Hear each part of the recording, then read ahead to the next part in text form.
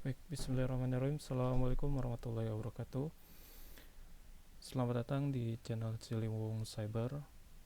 Pada video kali ini kita akan membahas sebuah materi yang pernah dipelajari pada saat kita kelas 10, yaitu sebuah materi yang ada di mata pelajaran informatika yang berjudul flowchart.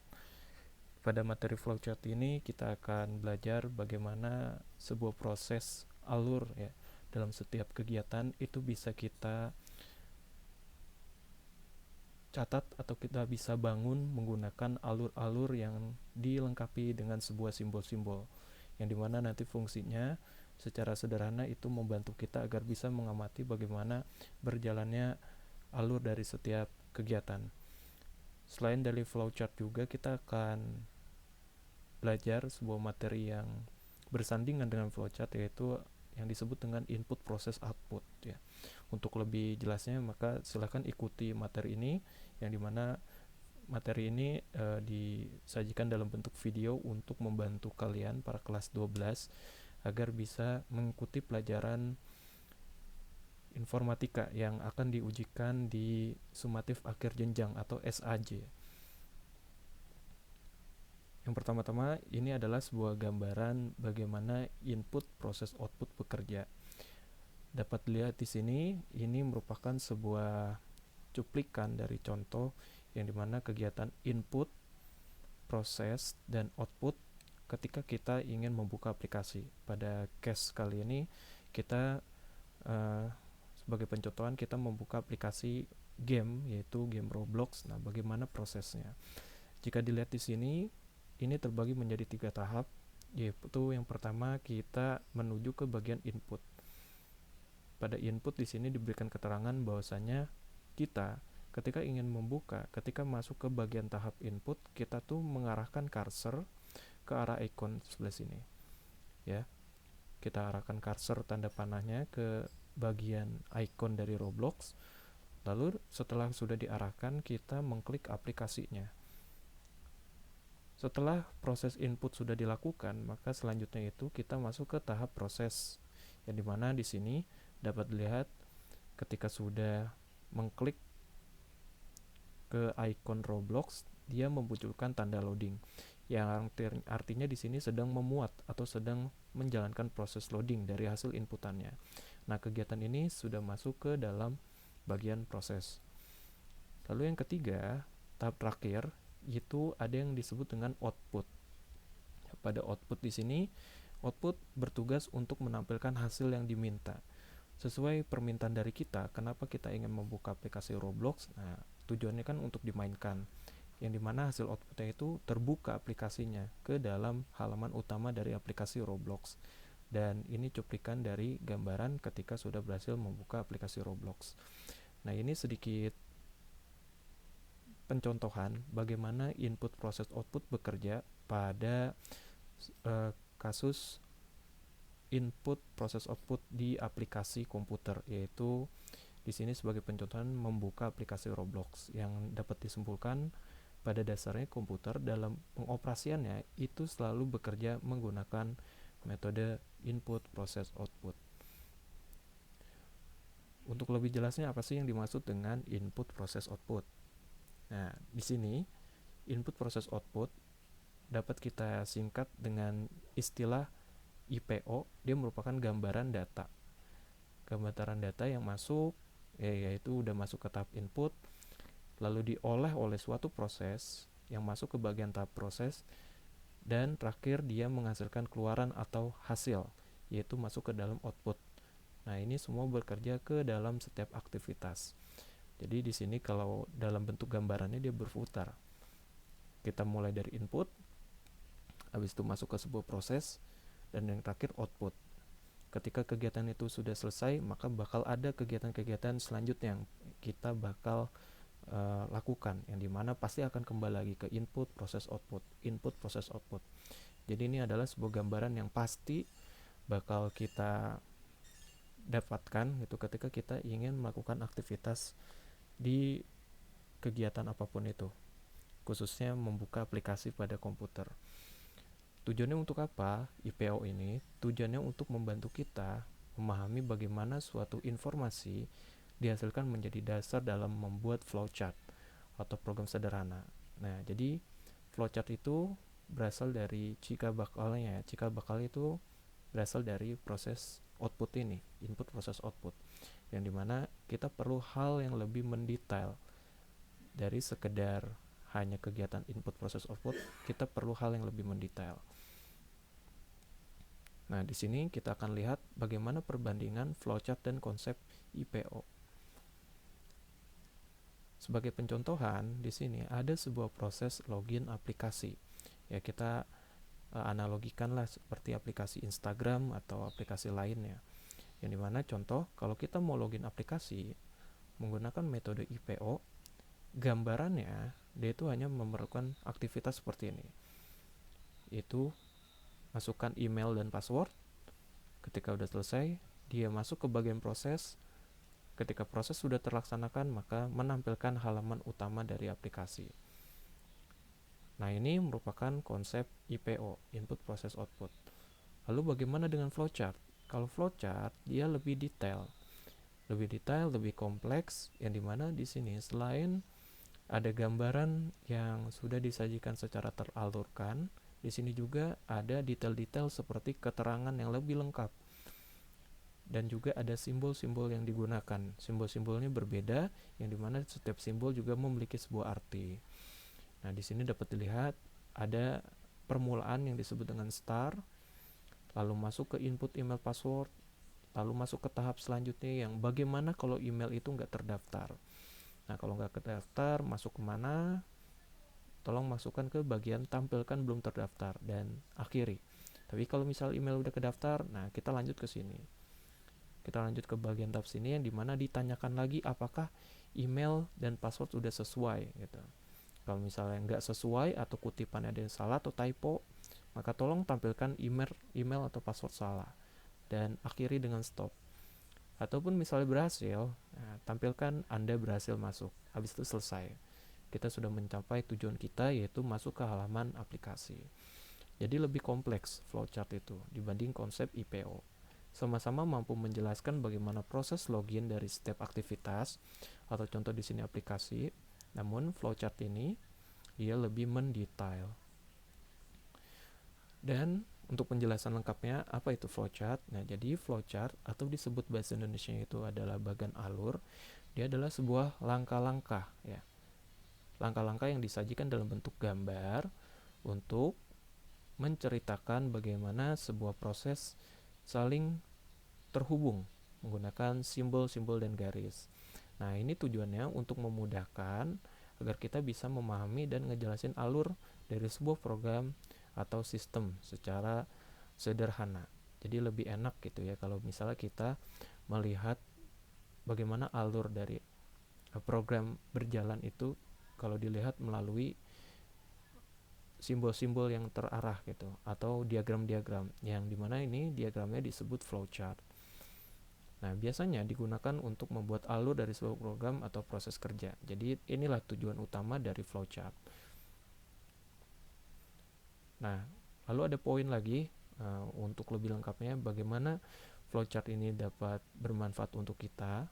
Yang pertama, untuk poin yang pertama, dia tuh ngebantu menguraikan proses yang rumit menjadi langkah-langkah yang mudah dipahami. Kalau kita mungkin sama-sama orang programmer, kita bisa membahas bagaimana aplikasi berjalan secara teknis ya. Tapi kalau misalnya kita ngobrol antar sesama orang umum atau awam di bidang dalaman program ya, kita perlu sebuah hal yang lebih sederhana untuk kita lihat, untuk kita tangkap. Maka dari itu kita perlu sebuah flowchart. Lalu yang kedua, tujuannya untuk membuat alur program biar bisa terlihat jelas sehingga mengurangi kesalahan dalam penafsiran. Nah, ini ketika flowchart ini berfungsi juga dalam perancangan aplikasi. Ngomong-ngomong soal perancangan aplikasi, kalau kalian udah belajar UI UX ya, yang dimana itu desain. Nah, di situ juga kalian belajar harusnya bagaimana aplikasi itu berjalan alurnya. Apakah aplikasi web itu ada halaman login? Kalau login berhasil masuk kemana-kemana? Nah, itu udah masuk ke dalam algoritma tapi belum masuk ke flowchartnya. Itu sudah masuk ke dalam alur bagaimana aplikasi itu berjalan tapi belum dibikin flowchartnya. Maka dari itu, buat lebih jelas, kalau kalian anak desain yang berminat dalam merancang aplikasi, membantu di bagian desainnya, kalian juga harus ngerti bagaimana membangun flowchart. Agar apa? Agar bisa mengurangi kesalahan dalam penafsiran bagaimana aplikasi itu dapat berjalan. Kurang lebih seperti itu agar kalian bisa paham ya terkait tujuan dari flowchart. Nah, selanjutnya di sini kalau kita lihat flowchart itu beragam sekali simbol-simbol yang terdapat di alurnya, yang dimana simbol-simbolnya bervariasi juga, dan simbol-simbol itu memiliki nama dan juga memiliki maknanya. Yang pertama simbol arah ya, atau flow. Flow ini tujuannya untuk menghubungkan satu langkah ke langkah berikutnya. Jadi penting banget kalau misalnya flowchart itu garisnya atau line-nya itu harus ada tanda panah agar bisa mengartikan bagaimana arah dari sebuah alurnya. Kalau kita lihat dari sini, nah ini kan garis-garisnya diakhiri dengan tanda panah. Nah ini harus wajib ada agar bisa jelas ya bagaimana arah itu bekerja ke arah mana. Lalu yang kedua ada proses ya. Nah simbol proses ini dia berfungsi buat nunjukin langkah atau proses tertentu. Jadi kalau lihat di sini ada, kalau misal contoh di sini dia nggak ada proses ya. Nanti kita akan cari sebuah simbol bagaimana yang menggunakan simbol proses. Jadi proses itu dia berfungsi untuk bagian yang bukan input atau output, tapi memproses sebuah aktivitas. Nah nanti untuk lebih jelasnya kita lihat contoh alur dari flowchart yang menggunakan proses. Lalu yang selanjutnya ada decision. Nah decision ini untuk apa? Decision ini buat menunjukkan titik di mana ada keputusan ya atau tidak. Dalam alur, ketika kita sudah input email dan password dalam case login di aplikasi, nah dia kan dihadapin sebuah kepastian ya, meminta kepastian apakah email itu terdaftar atau tidak. Nah ini decision atau pengambilan keputusan yang dimana menghasilkan dua cabang, ya atau tidak. Nah jadi gitu. Lalu selanjutnya ada sebuah simbol yang dimana ini disebut input atau output. Jadi jangan satu aja disebutnya, harus lengkap input atau output karena sama-sama menggunakan simbol jajar genjang seperti ini. Fungsinya untuk data yang dimasukkan atau ditampilkan. Jadi kalau dilihat dari aplikasi ini, alur aplikasi ini, nah di sini semuanya prosesnya itu dia menginput atau mengoutput. Email dan password diinput, maka harus pakai simbol kayak gini. Menampilkan, nah menampilkan ini kan output, maka dia harus dijelaskan menggunakan simbol ini. Tampilkan. Nah beda lagi kalau misal ada proses. Ya harusnya di sini ada proses nih. Proses ketika email sudah terdaftar, nah tambahkan kotak di sini. Email sedang dicari gitu ya. Karena kan mencari tahu apakah udah terdaftar atau enggak. Setelah ya harusnya ada kotak di sini. Email sedang proses pencarian gitu. Harusnya ada situ. Nah, terakhir ada terminator. Terminator itu menunjukkan awal atau akhir dari sebuah proses. Dalam sebuah alur, wajib sekali ada terminator yang dimana digunakan sebanyak dua, yaitu untuk mulai atau start dan untuk stop, end ya, stop atau end untuk akhir dari sebuah proses. Jadi setiap alur dari flowchart wajib ada start dan stop ya, start dan stop. Dan flowchart ini wajib sekali harus berakhir dengan satu titik akhir gitu, jangan sampai bercabang. Ada stop lagi di sini, ada stop lagi di sini, ada 2 stop atau ada 3 stop, jangan bercabang atau jangan ganda, nggak boleh. Jadi harus berakhir di satu tujuan ya. Nah itu terkait dengan simbol-simbol dari flowchart, simbol-simbol yang ada di dalam flowchart. Nah coba kita praktekkan. Yang pertama ada studi kasus membuat flowchart pengecekan usia untuk menonton film. Deskripsi, buatlah flowchart untuk menentukan apakah seseorang boleh nonton film yang memiliki batasan usia. Nah, jadi ini mirip-mirip seperti kegiatan yang dimana kita nonton bioskop, kita masih usia di bawah 18 tahun tapi pengen nonton yang film di atas 21 tahun. Nah, di sini harus ada sebuah aktivitas yang bisa tergambarkan nih. Oke, kita buat aktivitas itu dalam bentuk flowchart ya. Kita sambil lihat ini dan juga sambil lihat simbol-simbol. Yang pertama, wajib kita bangun terminator star. Nah, terminator star ini wajib sekali simbolnya oval ya. Kita tulis saja mulai. Oke, terminator star udah. Lalu selanjutnya apa? Selanjutnya kita pilih flow atau arah.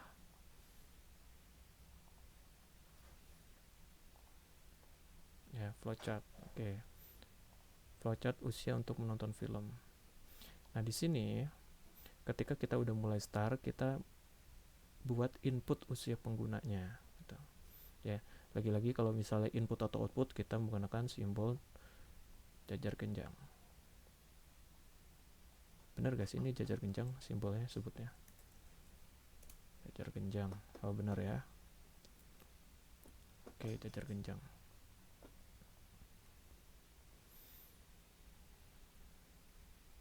Ketik aja di sini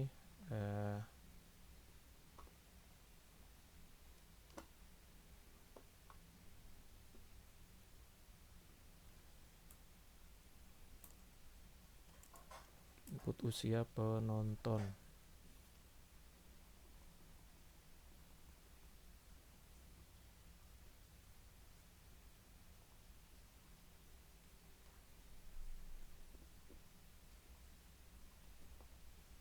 Oke, ya di sini sudah ada sebuah simbol jajar genjang yang mana mewakili sebuah proses input ya, yang dimana di sini kita diminta untuk menginput usia penonton. Nah, selanjutnya kita bikin flow lagi, kita bikin sebuah arah yaitu ke bawah, yang mana di sini kita diminta untuk mengecek ya, kita mengecek dulu nih apakah yang di input itu usianya sudah di atas 21 tahun apa enggak, kan gitu ya.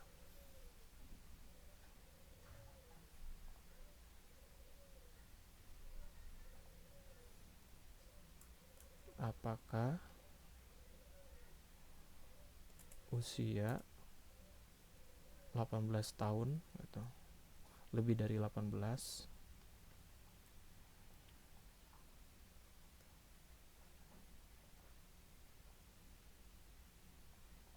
Oke, di sini ada sebuah simbol yang disebut decision, yaitu yang berfungsi untuk menghasilkan dua keputusan, ya atau tidak. Apakah usia lebih dari 18 gitu. Kalau misalnya tidak, dia itu kita kesampingkan dulu ya. Kita keluarkan dari alur utama kita kesampingkan dulu. Nah, terus kalau misalnya ini kan tidak ya, makanya kita lengkapi lagi.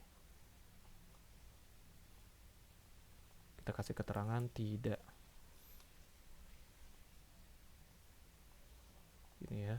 Nah, kalau misalnya di sini alur untuk tidak, maka di sini ada alur untuk ya.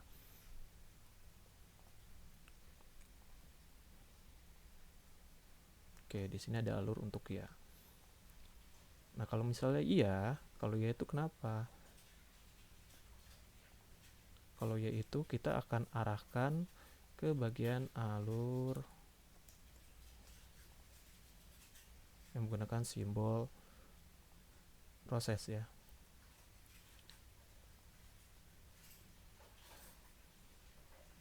Di sini ada sebuah simbol proses yang dimana prosesnya itu bisa diisi atau dikasih keterangan.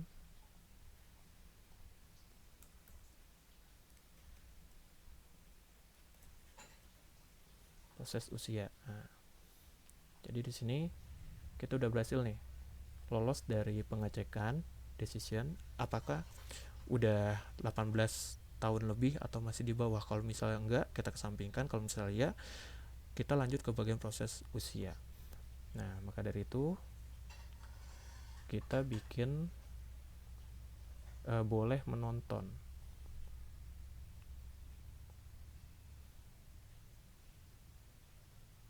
Kita bikin ini lagi.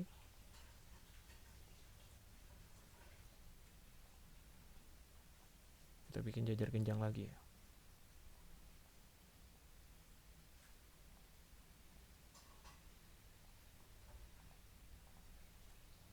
Kasih keterangan di sini.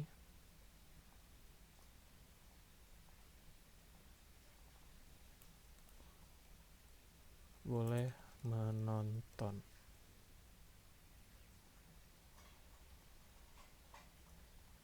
Nah, jadi ketika udah melewati decision usia ya dan lolos, maka diproses nih usianya nih, ini udah berhasil gitu. Oleh si mesin tiket film itu udah berhasil dicek. Nah, habis itu baru tampilkan status boleh menonton. Nah, kalau misalnya udah boleh menonton ya udah, kita kan berarti udah dapat nih tujuan kita, maka kita akhiri. Kita akhiri menggunakan apa? Menggunakan simbol terminator. Kita ketik aja selesai.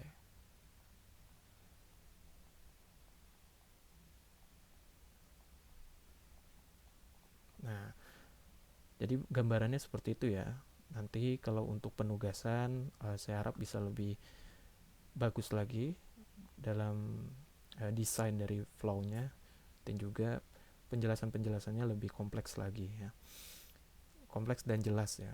Jangan terlalu panjang juga seperti ngasih keterangan apakah usia 18 bla bla bla bla, kalimatnya panjang, jangan, hanya singkat saja gitu. Tapi setidaknya jelas.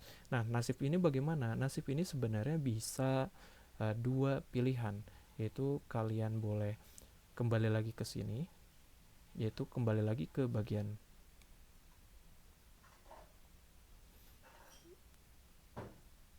input usia penonton. Agar apa? Agar maksudnya kita tuh akan terus berulang di sini selagi usia kita masih di bawah 18. Jadi kalau ibaratnya gini, kita mau nonton film di Conjuring, filmnya itu 21 tahun. Nah, di sini kita diminta untuk membeli tiket gitu kan ya, membeli tiket, dan dipertanyakan apakah usianya udah 18 tahun lebih atau belum. Nah, kita masih di bawah 18 tahun. Kita input usia kita, lalu pemeriksaan di sini masih di bawah 18 ternyata. Nah, kita berulang terus. Sampai kapan? Sampai usia kita di atas 18 tahun baru lolos ke sini. Nah, alurnya bisa seperti itu, atau karena tadi studi case-nya minta tampilkan tidak boleh menonton ya, mungkin di sini bikin jajar genjang lagi. Nah, di sini catat lagi tidak boleh menonton.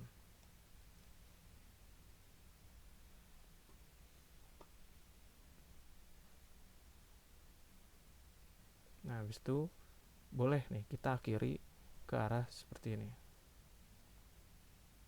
Kita boleh balik lagi ke sini ya. Ataupun kita boleh langsung ke stop ya. Kita boleh langsung ke stop. Kita boleh langsung ke terminator stop seperti ini. Kita juga boleh yang pada intinya seperti yang tadi saya jelaskan, harus berakhir di satu titik tujuan, yaitu titik tujuan terminator selesai. Kalian boleh seperti itu ya, tapi seringnya dalam alur itu menggunakan flow seperti ini, yaitu dia akan mengulang atau looping ke tempat input dari pertama ya. Dia akan dibuat secara terus-menerus berulang, bagaimana tujuannya itu bisa terturuti atau terselesaikan. Makanya di sini berulang ke arah seperti ini dibanding mengakhiri ke bagian selesainya. Jadi kurang lebih seperti itu untuk case flowchart pengecekan usia.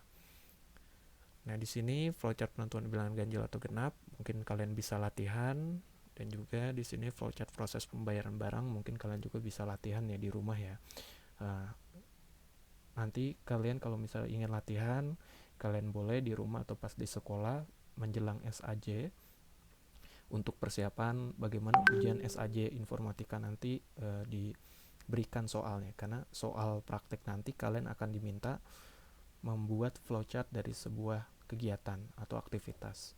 Ya, jadi maka dari itu kalian boleh latihan untuk menyelesaikan poin nomor 2 ini atau flowchart yang terakhir proses pembayaran barang, yang dimana kalian bisa ambil referensi dari penjelasan saya ini. Ya, mudah-mudahan ini dapat membantu kalian untuk persiapan SAJ di pelajaran informatika, khususnya kelas 12 TKV. Mata pelajaran yang dipelajari terakhir itu kelas 10. Kita akan mengulang kembali agar bisa melaksanakan pelajaran SAJ di Mapel Informatika secara baik dan benar. Sekian dan terima kasih, semoga kalian lancar. Wabillahi taufiq walhidayah. Wassalamualaikum warahmatullahi wabarakatuh.